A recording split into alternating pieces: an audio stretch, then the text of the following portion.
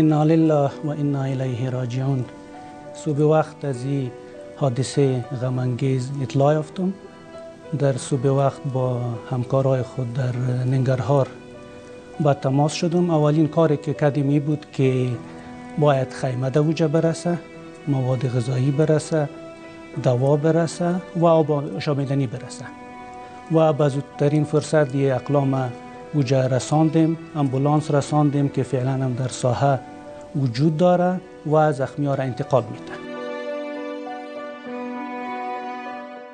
په د ټول ارسو کې د بیات بنیاد او د افغان بیسیم مخابراتي شرکت کار روان ساتي او موږ به ان شاء الله العزیز د ټولو خلکو سره وګه پوګه د تنور ادامه ورکو.